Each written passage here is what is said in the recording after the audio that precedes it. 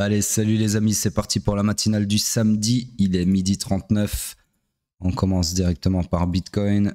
Je vais essayer de parler le moins possible parce que quand je parle trop longtemps, je tousse. Et c'est ni agréable pour vous, ni pour moi. Donc, toujours dans une structure swing haussière, order flow baissier. Donc, on est toujours à la recherche de short. Donc, retenez bien ce que je vous dis là maintenant. On est toujours, par rapport à l'order flow, à la recherche de short. D'accord? Rien d'autre. Sauf que il y a deux choses qui sont plutôt bullish. J'ai envie de dire relativement bullish. C'est un, quand vous avez même trois choses, pardon. Il y a trois choses. Alors la première, j'ai même envie de faire une petite liste. Tiens. Ça m'évitera de répéter 10 fois la même chose.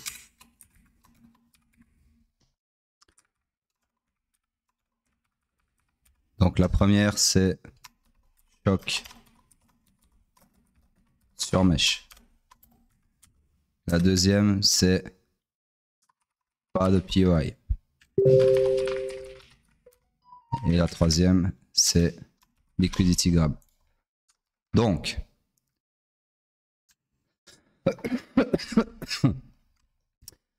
choc sur mèche, on sait tous ce que ça veut dire potentiellement.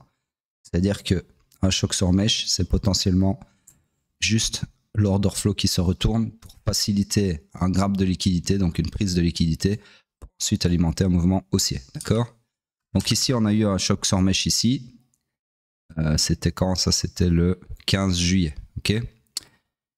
Et depuis le 15 juillet, ça veut dire depuis maintenant 11 jours, on n'a jamais réussi à avoir une clôture de corps de bougie avec un corps de bougie sous, pardon, attends pour moi, ici, sous ce point de choc. D'accord? C'est-à-dire que là, vous avez 1, 2, 3, 4, 5, 6, 7, 8, 9, 10 et bientôt 11 bougies. Alors la 11e, on ne sait pas parce qu'elle n'est pas clôturée. Vous avez 10 bougies qui n'ont pas réussi. C'est des bougies d'un jour. Hein. Donc ça fait quand même un moment. Qui n'ont pas réussi à clôturer sous la ligne verte et qui n'ont pas réussi à établir un follow-through. D'accord? Donc, mon point 1 ici vous dit clairement que ce choc-là, c'est pas un choc très pertinent. D'accord? L'order flow baissier.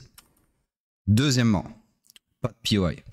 C'est-à-dire qu'en plus d'avoir un choc peu pertinent, un order flow baissier peu pertinent, à aucun moment sur les 10 derniers jours, on a laissé un supply. C'est-à-dire que à aucun moment, le prix n'a laissé une zone, un supply, un POI, sur laquelle chercher des shorts, sur laquelle s'appuyer pour chercher des shorts. Et ça, si vous me suivez depuis un moment, vous savez que ça veut dire que potentiellement, c'est plutôt une poche de liquidité. D'accord?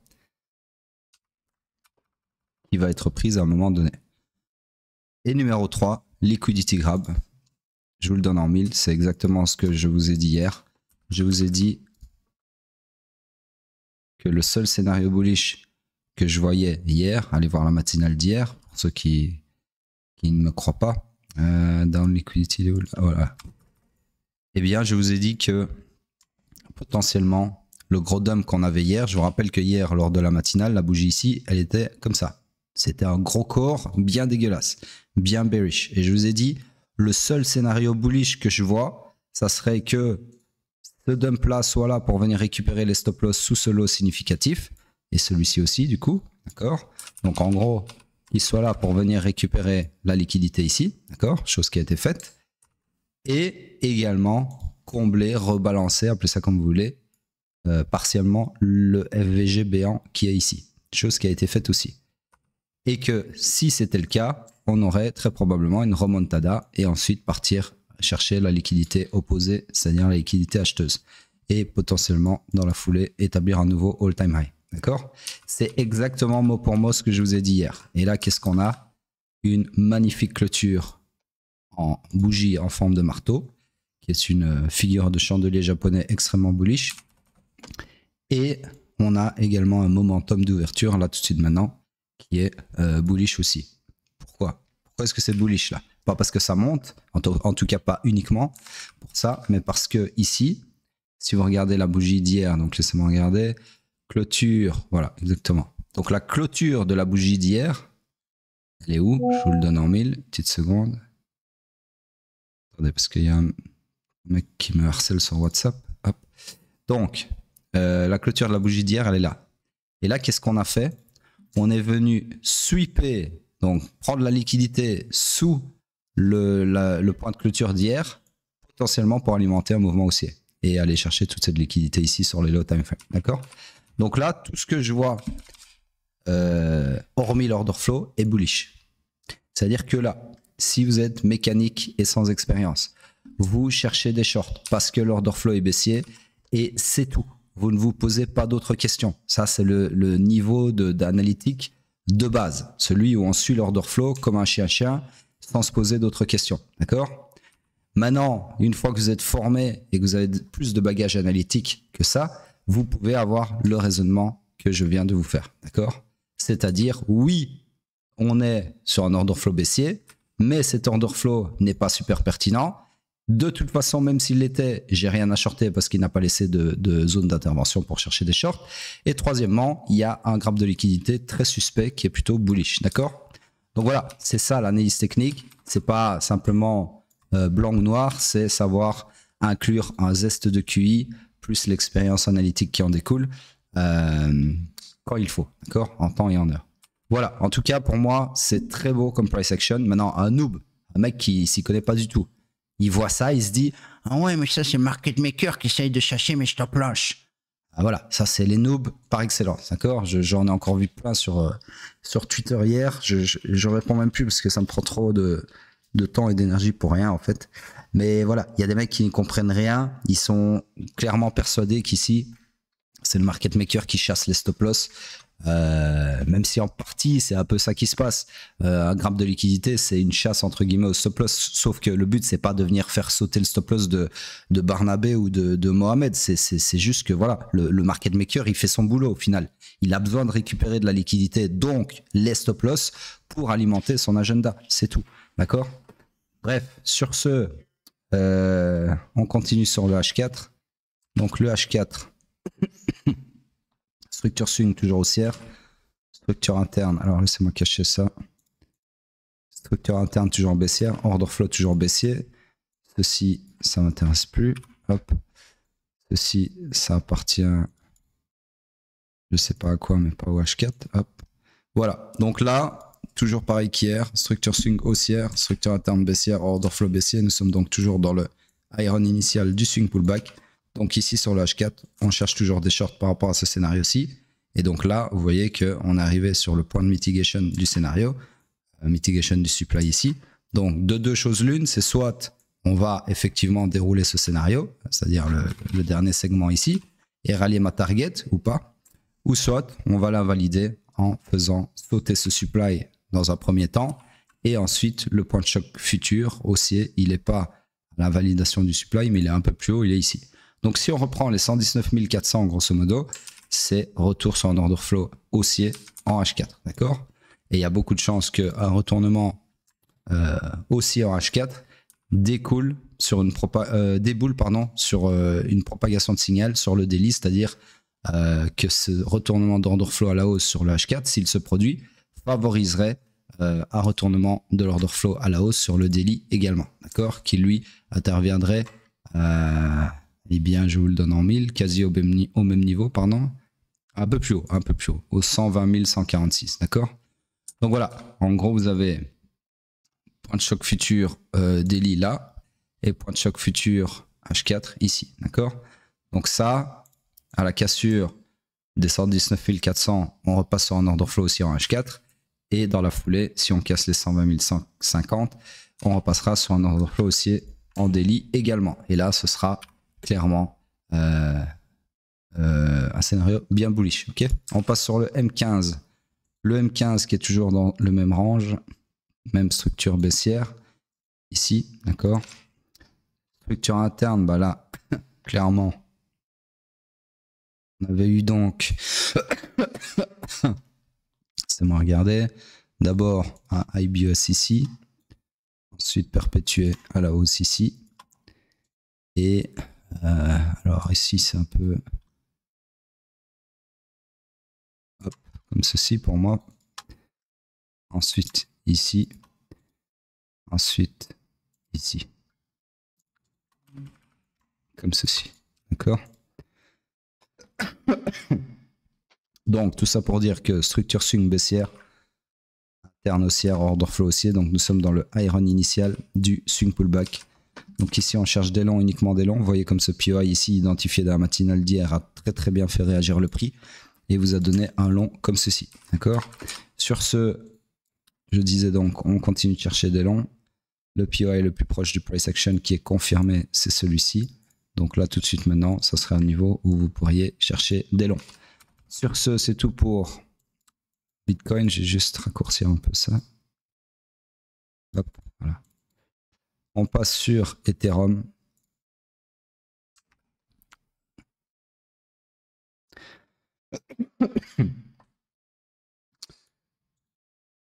Donc, Ethereum, structure swing toujours haussière. Interne baissière, order flow haussier. Donc on est toujours dans le high pullback qui peut aller maximum jusqu'au haut protégé du swing pullback. On cherche donc des longs pour exploiter cet order flow à la hausse. Et alors ici, de deux choses l'une, ça m'a regardé. Alors ici, il y a un petit souci, ou alors on n'a pas fait de l'eau. 305 et là. Ah oui, parfait equal low ici. Ok. Hop, comme ceci. Donc ici, toujours sur un order flow haussier. Par contre, ce scénario-ci ne m'intéresse plus. Pourquoi? Parce que si on revient à prendre les equal low ici, on passera sur un order flow baissier, puisque le point de choc futur baissier, il est, je vous le donne en 1000, il était 1 dollar en dessous des 505, donc à 504. Donc là, on s'est arrêté à 1 dollar au dollar près. Sinon, on aurait retourné l'order flow à la baisse. Toujours est-il que donc il n'y a pas de scénario haussier, puisque si on revient dans ce POI, l'order flow sera baissier. Donc on cherchera plus des longs, mais bien des shorts. Donc en gros, ici, toujours haussier, mais pas de long, enfin pas de long à exploiter pour le moment. D'accord? On cherche des longs, mais il n'y a rien à long. Voilà. Autre chose intéressant à souligner, c'est que par contre, on avait un autre POI ici, intermédiaire, qu'on a créé entre-temps, sur lequel j'aurais pu, si je faisais la matinale à ce moment-là, vous tracer, c'est me regarder, clôture, je vois rien du tout avec cette merde. Donc je disais clôture ici, 760, ouais c'est ça. J'aurais pu vous tracer un scénario comme ça, d'accord? Scénario intermédiaire, target, accomplissement de la destinée, swing et interne, d'accord? Donc en gros, là, on est dans ce scénario-là que j'aurais pu tracer à ce moment-là, d'accord? Ceci m'intéresse plus d'ailleurs.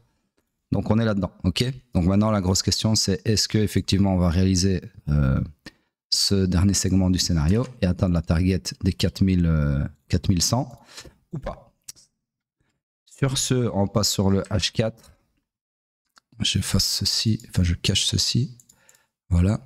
Donc le H4 lui toujours en train de s'agrandir comme ceci.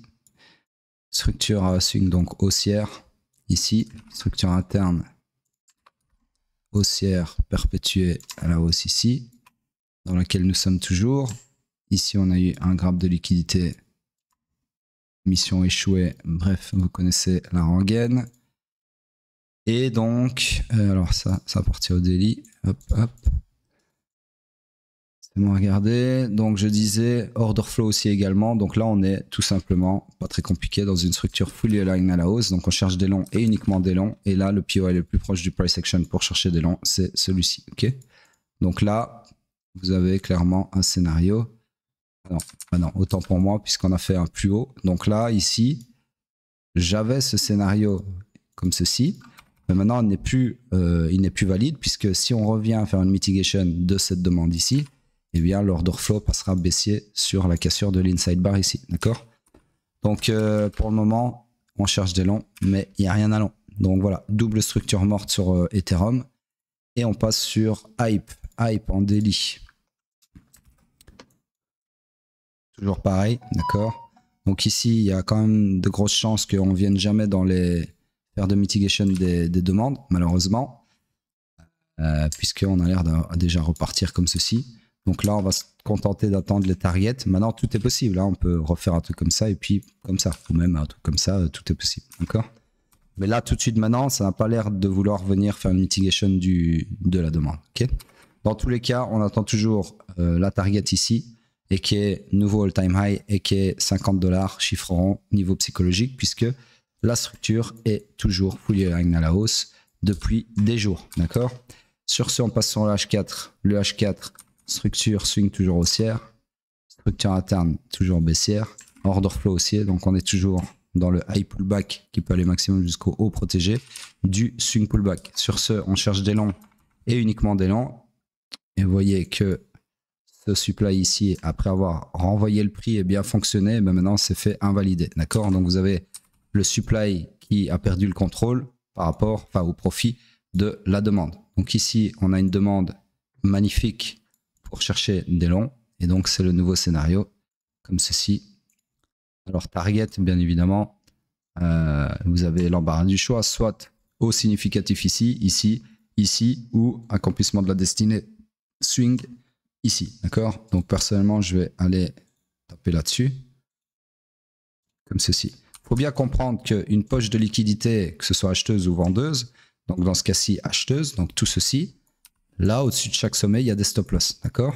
Et les stop-loss, c'est un peu comme dans Pac-Man. C'est-à-dire que le market maker, donc le grand méchant loup qui régit le price action sur les marchés, eh bien, lui, c'est ces petites gommettes. Vous vous souvenez, Pac-Man. Donc, je vais faire un petit dessin digne de ce nom. D'ailleurs, je pense que... ouais, magnifique.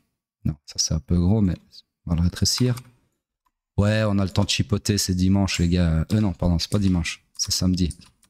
Bref, en gros, vous vous souvenez de Pac-Man? Comme ceci, ok. Oups. Eh bien, le market maker, c'est Pac-Man, ok. Et les petits points, c'est vos putains de stop-loss. Donc, le market maker, lui, il a faim de stop-loss. Et donc, le market maker, donc sous-entendu le prix actuel, eh bien, il va où? Il va chercher les petites gommettes, d'accord. Et les petites gommettes, c'est vos stop-loss.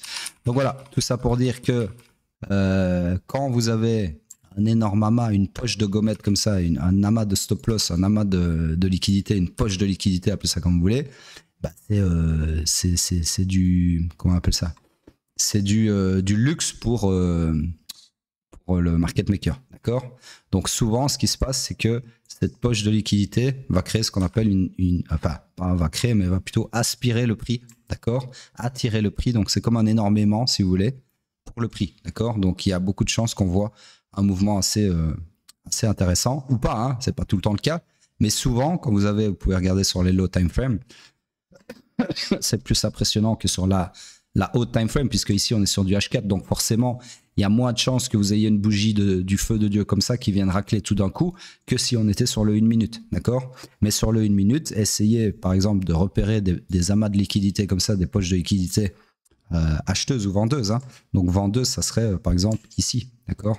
Tous les stop-loss ici sous chacun des lots, ça fait votre poche de liquidité vendeuse. Et donc, ça attirerait le prix sur un gros dump. Ok. Donc, en gros, essayez de repérer ça sur le 1 minute ou quoi. Et vous allez voir que souvent, ces poches de liquidité font effectivement office d'aimant pour le prix. Si je parle comme un mongol, c'est normal. C'est parce que à chaque fois que je vais dire un mot, je sens que je vais tousser. Donc, je m'arrête. Puis, je vois que je ne vais pas tousser. Je continue. Donc, ça me fait parler de façon un petit peu saccadé. Bref, sur ce, ouais, bah c'est tout ce que je voulais dire. Je vais juste agrandir ma structure ici, comme ça. Voilà. Donc, c'est tout pour Hype. On passe sur... Heureusement, on n'est pas dimanche. J'avais pas trop le courage de faire la paire additionnelle.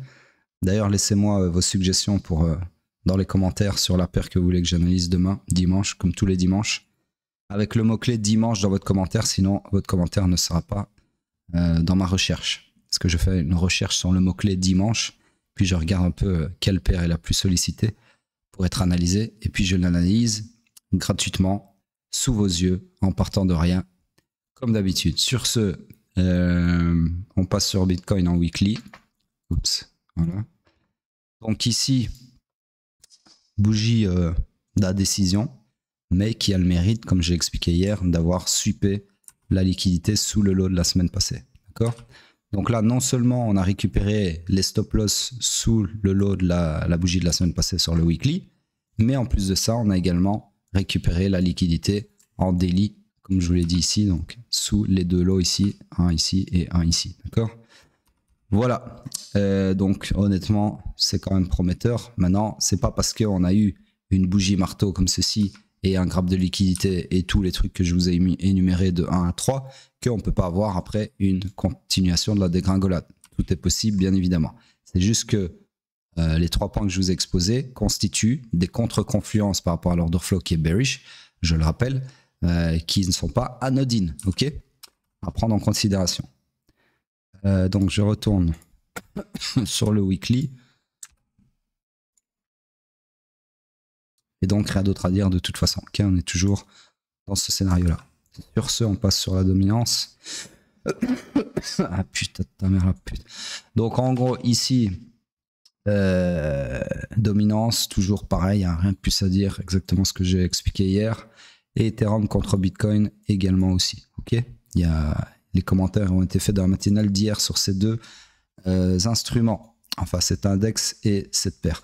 Sur ce, je m'arrête là parce que je souffre et je vous dis à plus tard.